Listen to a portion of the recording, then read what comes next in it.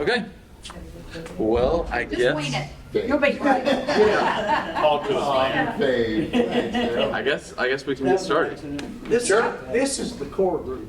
Yeah, this is it. This is it. This is it. Hardcore. My fingers are sometimes oppressed. Well, so I guess the first thing that I will say is that I am not Greg, and I lack so much wisdom, much more wisdom than is in the room with us. And so, of course, if there are any questions, I'm happy to take them. They might be returned with additional questions, or they might be opened up to the wiser group in the room. We'll ask Dr. Bob.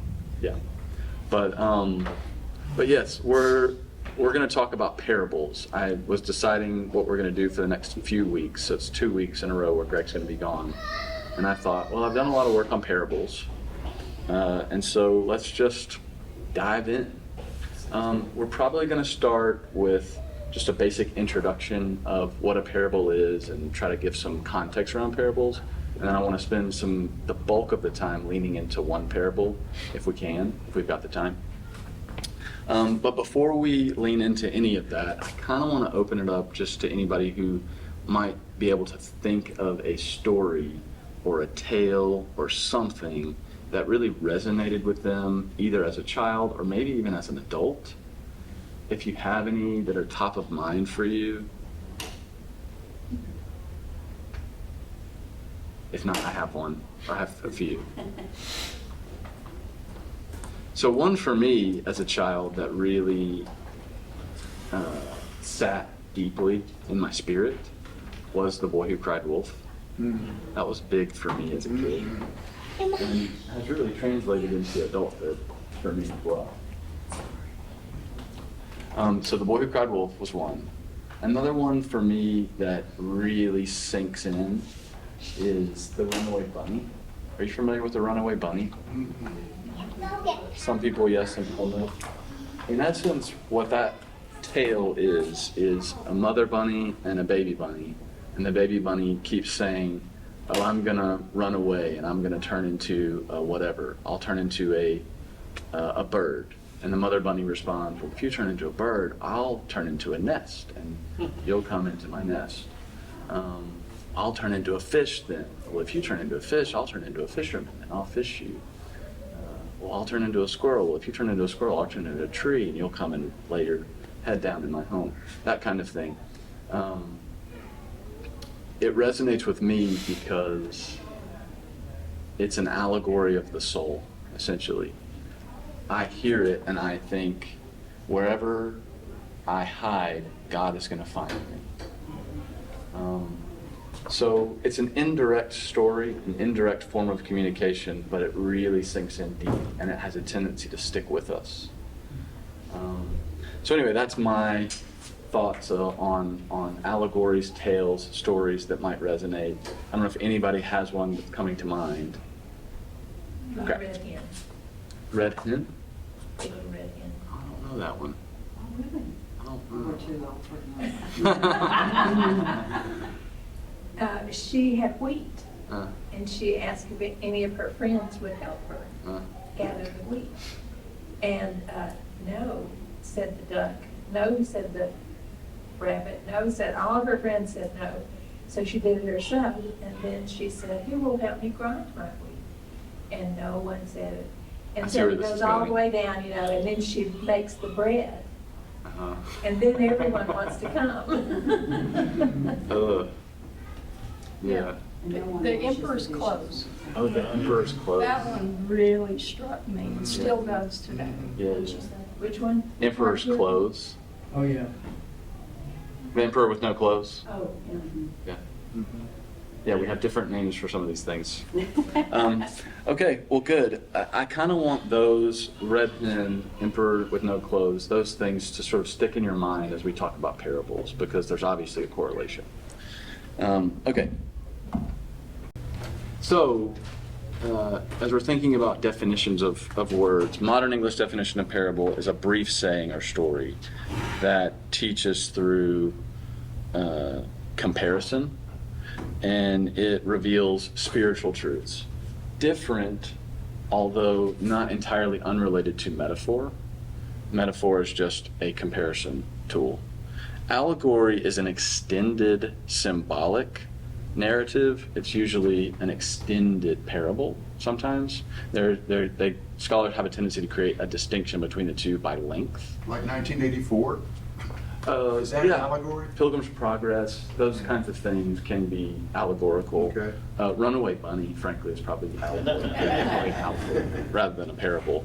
And then a fable, which Runaway Bunny could probably fit that definition as well, because fable always involves a talking animal, and that's an important element of it, and it has a moral lesson that it teaches. But these are modern English definitions of words, and I want us to sort of explore whether or not Jesus is doing this here, a brief saying or story that teaches through comparison, revealing spiritual truth through earthly imagery.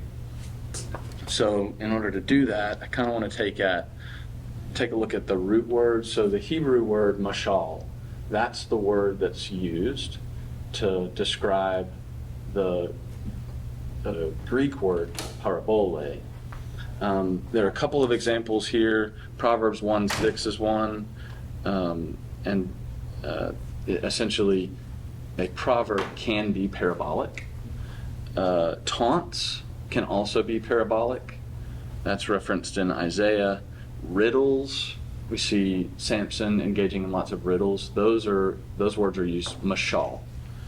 So it's the same word. Then we've got allegories. Ezekiel 17 is a good one, of the eagle with the cedar. And then probably the most famous one in the Hebrew text is a story. David having a conversation with Nathan, and Nathan saying, this man's really powerful. This man is the king. God is telling me that I have to tell him that he's done something terrible and he's going to suffer some consequences. How am I going to do this? I'm going to tell him a mashal. He doesn't say, David, this is a mashal. He says, hey, David, there's this man, and he has this lamb, and it's really important to him, and he loves it, and he cherishes it, and then there's this rich man who has the whole world. And there's a traveler that comes along, and when the traveler comes along, he's hungry, but the rich man doesn't kill his lamb to feed the traveler. He kills the other man's lamb. And that man loved that lamb like a daughter, a bat. So there's obviously some play on words here, because her name was Bathsheba, that David had the affair with. He said this is like a daughter, a bat to him. Then David gets furious. He doesn't know that it's a mashal at this point. And he says that this man must die. He must suffer all these consequences. And that's when Nathan reveals the truth behind it. Slick. It's slick. And so, there's comparisons that are used to reveal truth, and it's really memorable and lasting ways. That's the intent behind parable. So that's mashal. The history of poetic convention in the Hebrew text, mashals are used in wisdom literature first. You find them in Proverbs and Ecclesiastes, and then you move on to the prophetic period. Ezekiel's known for them, Isaiah's known for them. They use lots of mashals. Rabbinic teachings, and then also in the Apocrypha, you'll find lots of mashals that are leveraged. And then we get to Jesus' ministry. And what I want to highlight is it transforms the parable genre. And he does that with kingdom twists. Greg often refers to it as the upside down kingdom. There's messianic signals that he's leveraging. And then he takes what the wisdom literature, prophetic period, and rabbinic teachings did, all about Israel. Everything was centered around Israel, mashals. And he expands it to a more universal, broad audience. He does that with the Good Samaritan, does that with the mustard seed, the great banquet. There's several that he makes beyond the scope of Israel. And that's a unique effort on Jesus' part. So then we get to the word that we use today. It's a transliteration. We say the word parable. It comes from this Greek word parabole. Parabole means para, like parallel. So you're taking something next to it. And the Greek word for throw is balo. So bole is a derivative of that. So para meaning next to and throwing something. So they're unrelated, and it's a conscious decision to make them related. So there's the literal meaning thrown alongside. In the Gospels, you find the word parabole used more than 50 times. It's 52. And you only find that in the Synoptic Gospels. Synoptic Gospels are Matthew, Mark, Luke. So no reference in John to the word parabole. So you find that used a ton of times. Outside of those three Gospels, Matthew, Mark, Luke, you only find the word parabole used twice more, and they're both in Hebrews. So in Hebrews 9:9, there's a reference to the tabernacle and the sacrifices being symbols, paraboles. And then in Hebrews 11, it's in reference to talking about Abraham and his son basically coming back from the dead as figurative speaking, parabole. So those are the only two references outside of the Gospels that leverage that exact word, parabole. So hopefully it gives you a better sense of what the context of parable is. Okay, so why does Jesus do this? Any thoughts? We're built for story. Sorry? We're built for stories. We're built for stories. I like that. It's a non-dual way of teaching. I mean, it's not threatening, right? non-threatening. Yeah. Well, yeah, right. It's not direct. It's like you have to connect the dots to understand what he's saying. Yeah. And they're ageless. I mean, parables are ageless. Yeah. I just said timeless, but ageless Timeless. is a better word. Timeless and ageless. Yeah. Well, and to Carolyn's what did you say, Chris? Non-threatening. Non-threatening. What it is, it's a non-threatening way of giving some very threatening, because parables can be sort of scandalous if you take them seriously. There's a classification of them that some scholars put them in the warning Yeah, category. yeah. Like, hey, you better get right or else. But when you put them in parable form, it's like, we use the expression, I can't tell them this, you've got to let them get from point A to point B on their own. It's a great way of letting people get from point A to point B. It's like fables. Fables Yes. were the same Yeah. kind of thing. They taught a lesson Yeah, that was ageless to any time. It's the same lesson. right. This has kind of been said already, but what you can do in a way, you can bring down somebody's natural instinctive defensiveness in the story and maybe help them kind of see something a little different that otherwise they're very locked in if you keep it in context to the original topic. Yeah, Yeah, it doesn't put the listener on the spot. No. yeah. I think it also reveals something about the nature of God that hasn't really been revealed yet. And that's, you're going from an old covenant that's commandments, and do this, don't do that, and, you have to stay within those lines, and this really gets, it's not commandments, but you have to figure out the truth that it's going to transform you within that. And so I like that point, and I think it gets to the heart of one of the primary issues that a marketer faces. I couldn't tell you're a marketer by your slides. A marketer is always thinking about their audience. Like, who's in the audience? Who's my primary audience target? Who's my secondary? Who's my tertiary?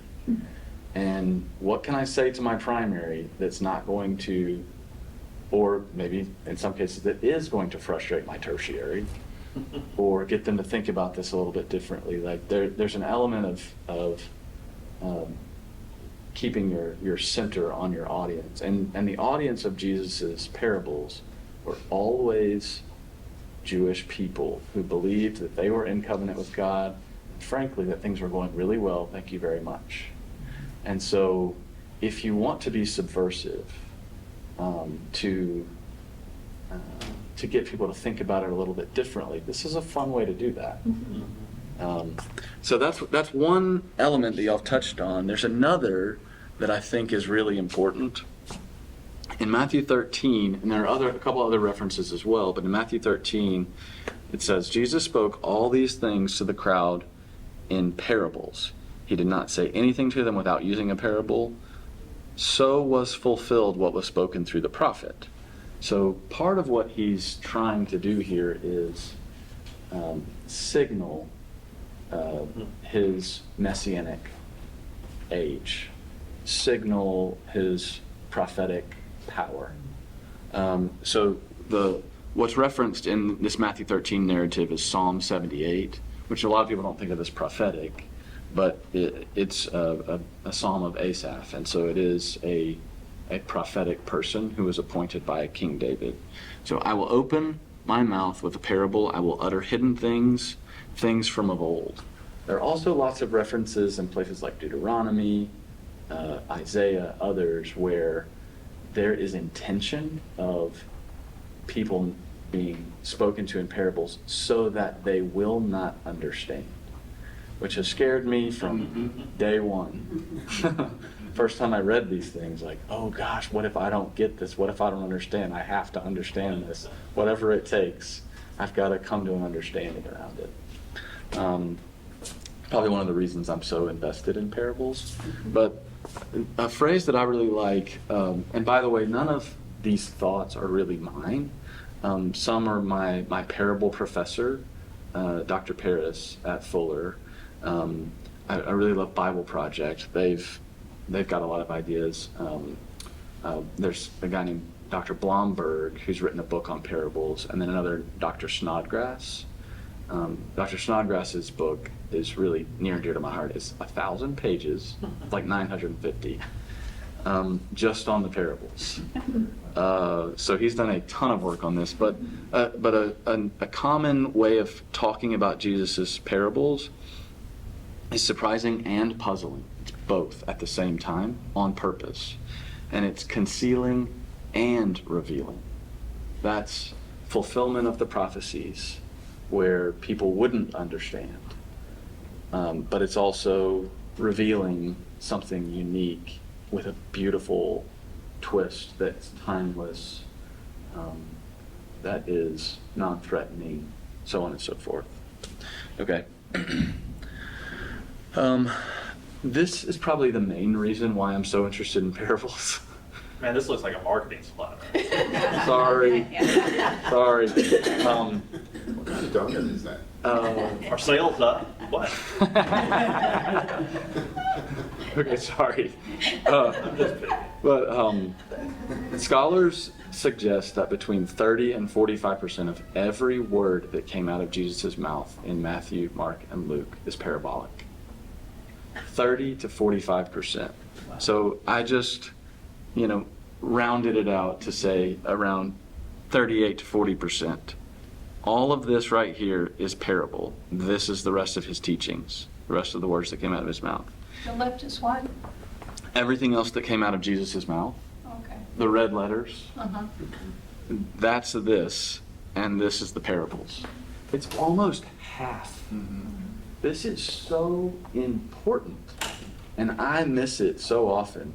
The relevance of parables, why he does this, the intent behind what it can mean for you, me, and the people who are in the primary audience. And so down here, there's this constant cycle that you're in, I think, with parables. You're wrestling with the puzzling. Well, first of all, you hear the inviting truths of parables. That's the first intent behind it. You hear it. Those who have ears to hear, let him hear. He says that a lot in parables. So you initially hear the invited truth. Then you begin to wrestle with the puzzling nature of the parables. Like, okay, what, you're just telling me to throw seeds in the ground? Like, this is what I do for a living. You're just I know more about this than you do. I farm for a living. So you start to wrestle with the puzzling nature of those, maybe while you're in practice doing these things. You're looking for, a lost coin or something like this. One of your sheep is gone, and you're trying to find it again. You're frustrated. During this process, that might resurrect and come back to you. It's timeless. It stays with you. And then the kingdom of God can begin to shift in some of these people. There's a lot of parables specifically around kingdom of God, and they begin to shift the narrative. Then lastly, recall the words during your everyday tasks. And so it's just this cycle of process that you go through as you're thinking about the parables of Jesus. It's also the sign for infinity. It's true. Is this resonating? Any thoughts here? I just know when I was younger, or a kid, you felt like a dunce if you didn't get the parables. And so I walked around where my internal dialogue in my head was like, everybody's acting like this is the Three Little Pigs, and like you're a dunce if you don't get the parable. And I'm just like, I don't get it. It's not as obvious. And then, whatever teacher's teaching was going, obviously this and this. It was never obvious. I'm sure we'll cover this, but just a question that comes to mind immediately is why did Christ determine he would reveal in detail the meaning of certain parables, and then others left them kind of wide open? And so you're going to answer that question in these next 2 weeks. I'm serious. There are only a few where he gives an explanation. Yeah. And there's one called the meta parable. Some people call it the meta parable. The meta parable is the 4 types of soil, because it's a really thorough explanation. It's like, okay, let's use this one to develop a practice around interpretive strategies. So that one's called. So it was a teaching moment, you're saying, for the disciples. Yeah, the sower, Yeah. the parable of the sower is for sure a teaching moment. Is it for all of us? I'm sure. I'm sure. We need to do it in the context, I think, my humble opinion, we need to do it in the context of where Jesus was teaching, what his audience was, the context of where it fits in the literature as well. All of that context really matters and is meaningful. But yeah, a point of frustration for a lot of people. Like, why didn't you do this on every single one? It was probably frustrating for the disciples too. I'm sure half of the stuff just went. Yeah, yeah, for sure. What are your thoughts about, the old cliche, I guess, in media marketing or anthropology, they say the medium is the message. And in some ways, the way some of your slides, how the concealing, the revealing, the surprise, a lot of the whole genre of the medium of what we technically call a parable is sort of a microcosm of the upside down kingdom message of the inverted everything, right? Yeah. It's sort of funny that, I don't know. Well, Got any thoughts there? Yeah, what's so funny, we were talking about these definitions back here: parable, allegory, metaphor, fable. And I mentioned how people have a tendency to play fast and loose with the distinctions between these things as they come up with the 30% versus 45% of Jesus' words. I think part of what that speaks to is, in one sense, it's all a parable. In one strange way, so much of what Jesus was doing was parabolic. Everything was metaphor. And Greg, a wise person, once said that the most important things can only be described metaphorically. That's always stuck with me. Like when we talk about love, or when we talk about heaven, or we talk about God, or being with God, all these things can really only be described metaphorically. So in one sense, yeah, there's a lot of value in just thinking about the medium, the strategy. Okay, I kind of want to get to, I don't know how much time we have. Well, okay, I'll just touch on this point. I love Snodgrass. He wrote that 900-page book on the parables, and he separates everything into 8 categories. Lots of different scholars do it different ways because they have to make their mark and get their book out. But he does it in 8 different ways, and I think it's really wise. He's got parables of grace and responsibility, future eschatology, meaning the end, God in prayer, money, lostness, present kingdom, specifically about Israel, and then discipleship.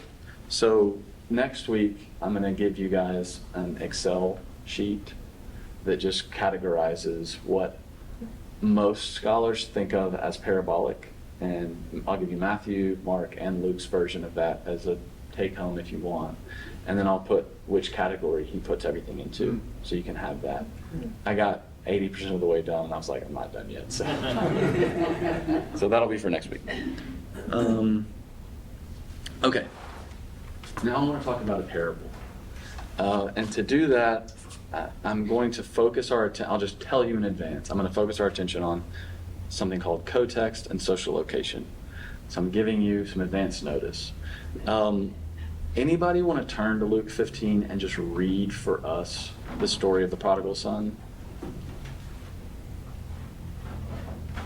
Or how much time do we have? We're good. We're good? 22 minutes. Okay, cool. I got it. You got it? Yeah. Go. And he said, a man had 2 sons. The younger of them said to his father, Father, give me the share of the estate that is coming to me.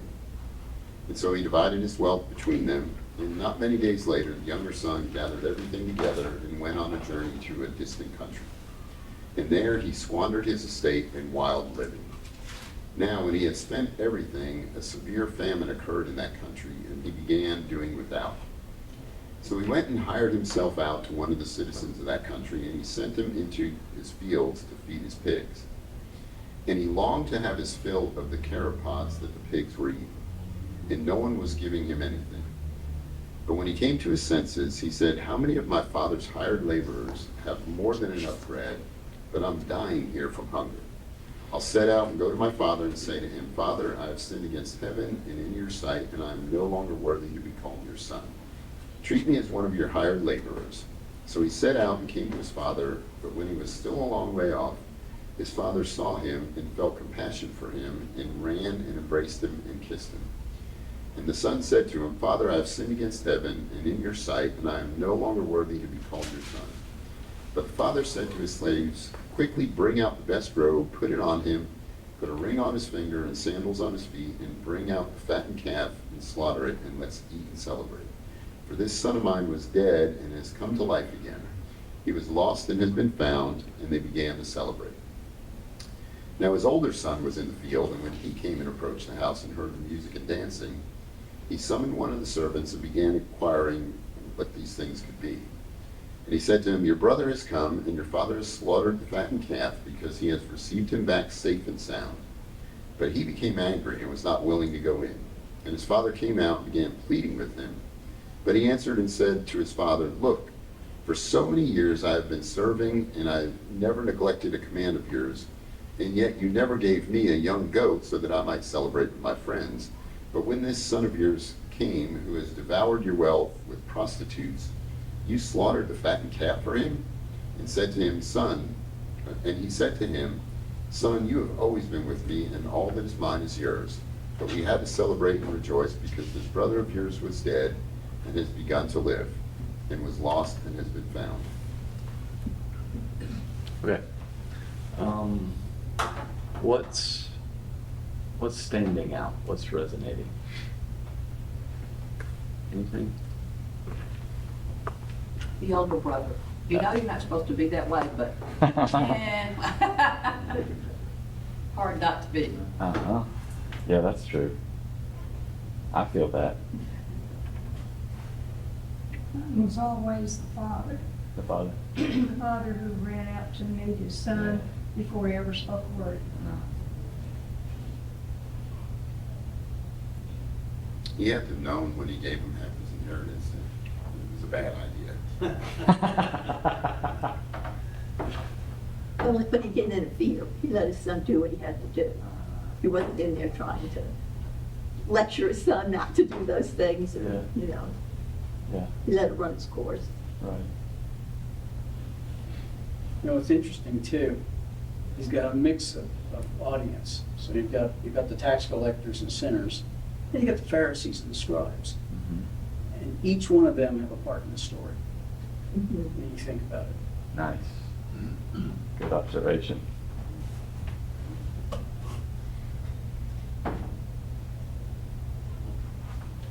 What else? Okay, well, don't Is this look a at, meta, or what does this fall into? this is, oh, I don't want to tell you yet. Okay. Oh, punchline, a teaser. Okay, so don't look at your text anymore, and chronologically, y'all just help me. So what happens first? Don't look at the text. The son wants, The son wants what's his. wants what's his. He wants his inheritance. What happens next? He gets it. He gets it. Goes away, Goes away, blows it. blows it, squanders it. The brother does. The brother That's does in it. there somehow. Yeah. Is there anything in between? He squanders it.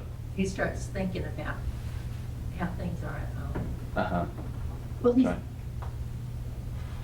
he hires himself out. Uh-huh. Yeah.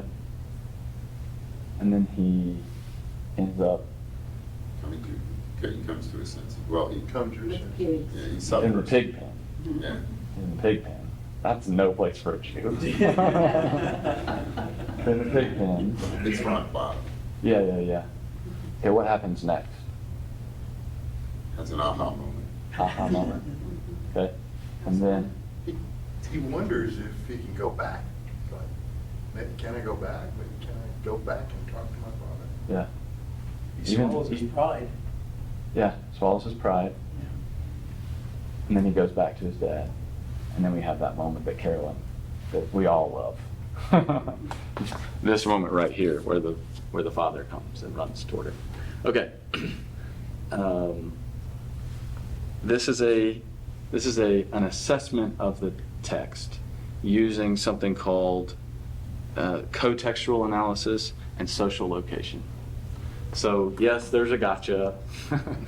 It's not intended to be a mean thing, but I was hoping that y'all would say the things you said. So just thinking about social location for a moment. We live in the United States. We live in Birmingham, Alabama. We live in 2025.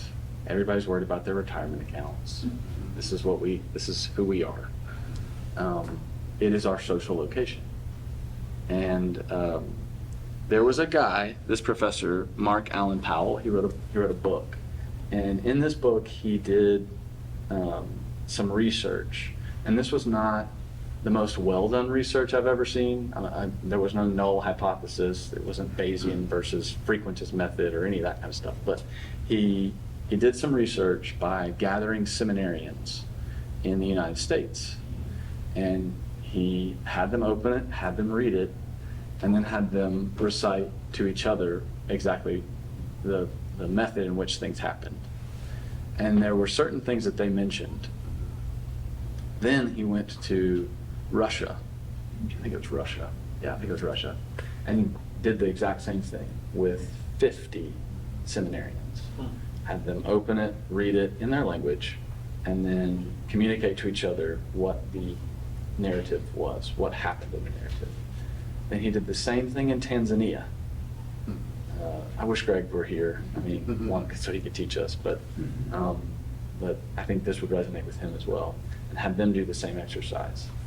And when he did that, 100% of the Americans referenced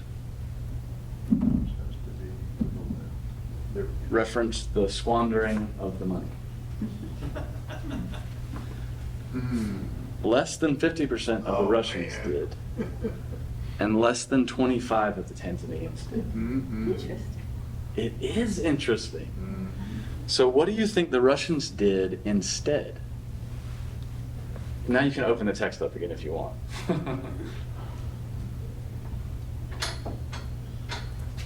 Mom Fowler's got it. Yeah, I'm trying. Is there anything that happens after the squandering of the money? Well, he had to hit his lowest point. Sure. We're hungry. Okay. He was hungry. Well, the father's standing there watching afar off the whole time. And the pigs were eating better than he was. Pigs were eating better than he was. The father's in his home. He's in sort of some other. Okay, so we hadn't got back home yet. We're not home yet. We're not home yet. Is there anything that happens? You can open the text. He hires There's a himself famine. out. Yeah. But he hires himself out. Hires himself Oh, out. so there was a famine, yeah. There was a famine. Yeah. There was a famine in the land. Almost every Russian said there was a famine. Almost every Russian said there was a famine. Wow. Very few of them referenced the fact that he squandered his money. Okay, so then the exercise was, all right, now I'm going to ask these Tanzanians and see which one they pick. Are they going to pick the famine, or are they going to pick the squandering of the money? What do you think they did? We're gonna have a third choice. Neither. Okay. Neither. Do you see anything else in the text?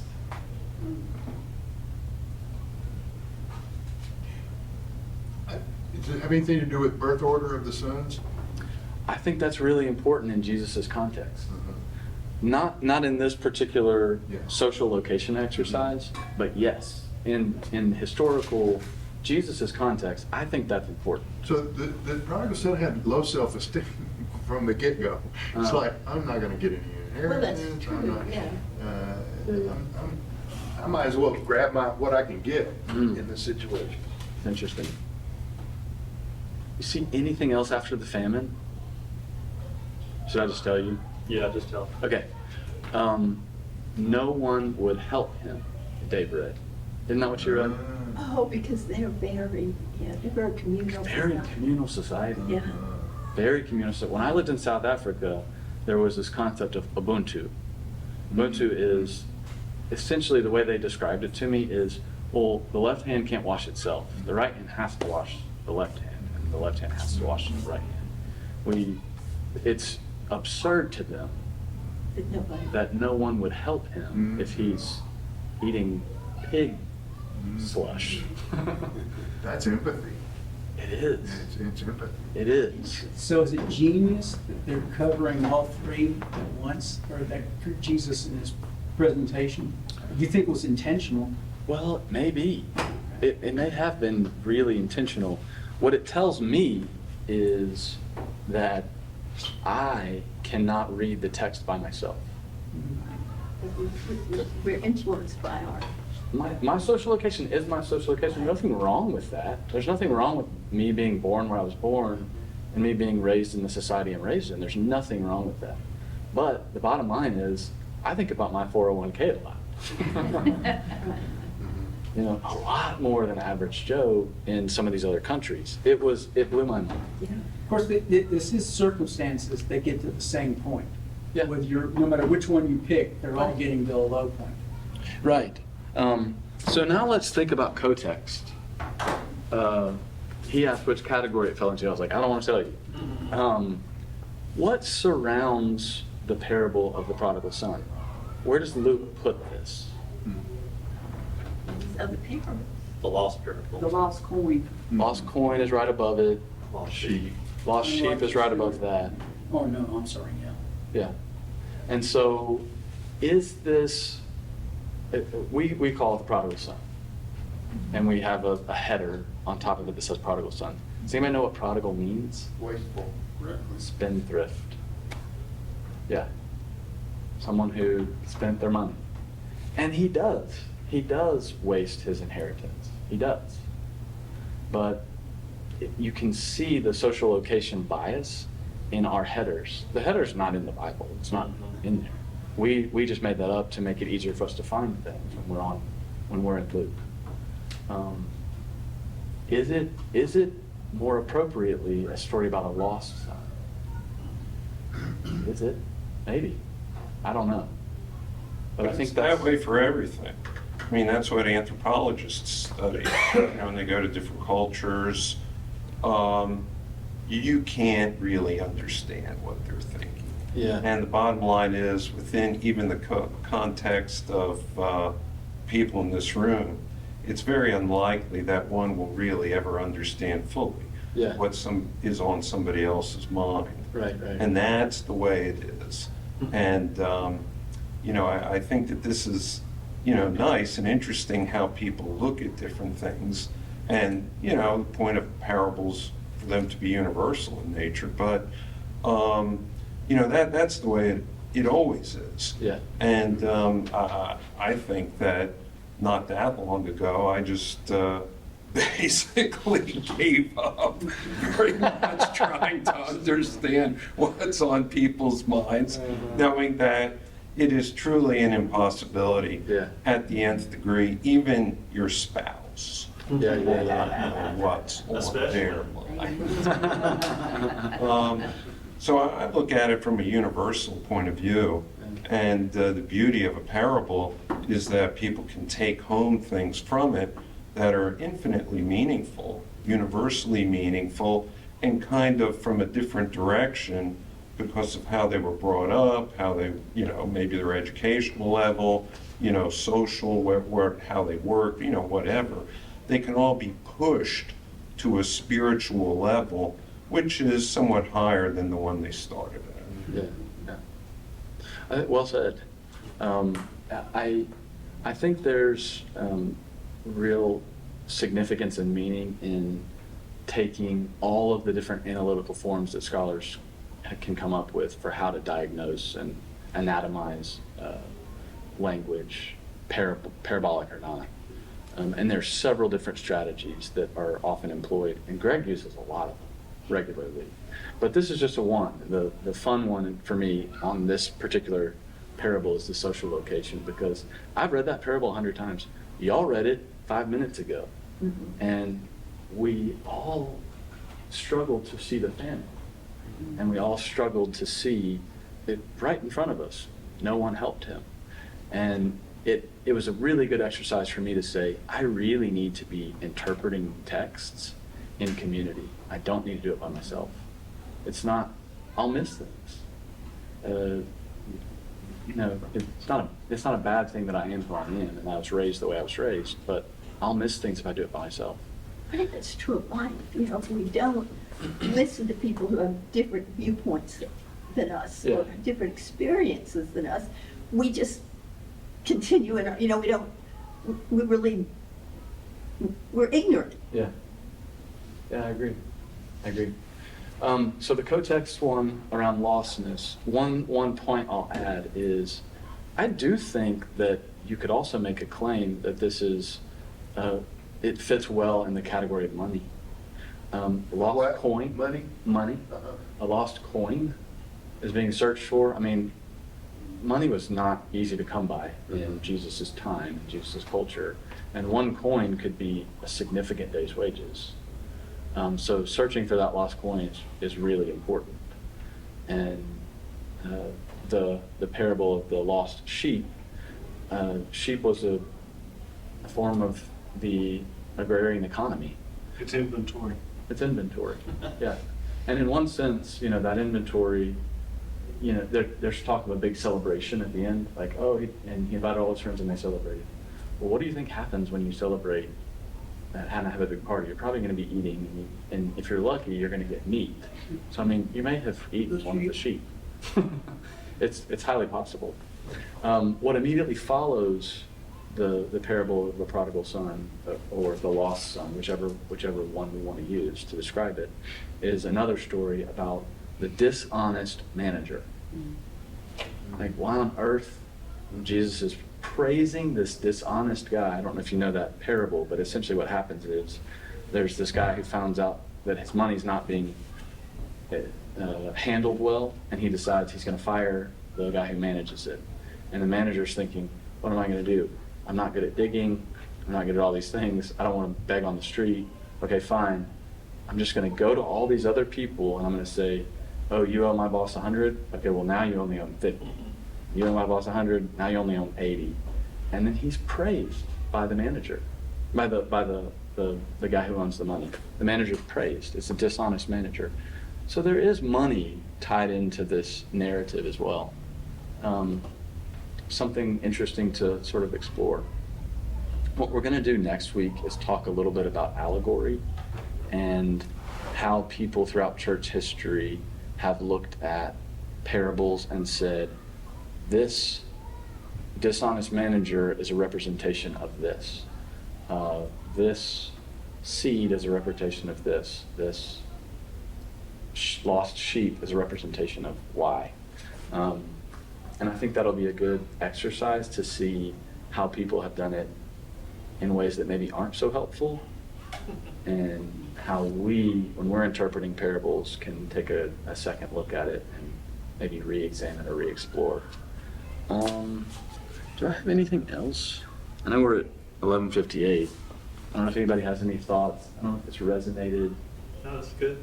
Thank you, John David. Yeah, great stuff, really good. Send the slides out too. Yeah, Oh, if slides, we could, okay. if I can see the slides on my phone, I think it's better than with this. Okay. Well, as a true marketer, I have an appendix as well. There, oh, yeah. So, Look at there. anyway, you don't have to dig into the appendix if you don't want to. So your description of trying to categorize them as possibly money, that's part of the co-text part that you were talking about? Yeah, Okay, I co-text. just was trying to understand. Sorry, yeah. So all cotext is like, what's around That this makes text? sense.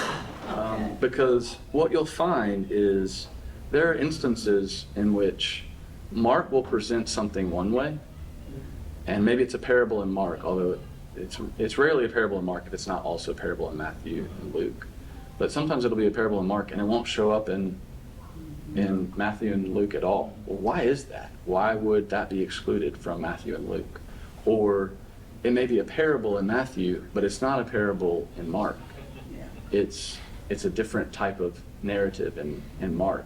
Well, why would the Markan gospel do something like that when the Matthean gospel is doing something else? Yeah. That happens, and so it's neat to just explore it from a Markan perspective. Yeah.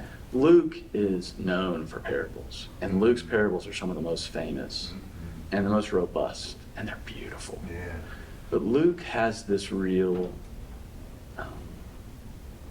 how to describe it? Like, Luke, you can tell the Lucan gospel cares so deeply about the poor. It's so obvious in the narrative of Luke. And so sometimes he'll highlight something in a parable in a slightly different way than Matthew might or Mark might. It's fun to sort of examine those things, and that's called like a contextual analysis. Okay. So you're looking at the other texts that speak about the same thing, the texts that are right by it. Is there something literarily that's interesting or poetic? Is there a design pattern here that you're not seeing? Yeah, That's a contextual examination. gotcha. Okay, appreciate that. Yep. Cool. Thank you. Thank you. Oh, yeah. John David, I got to bug out. Thank you, buddy. I think the Wi-Fi failed.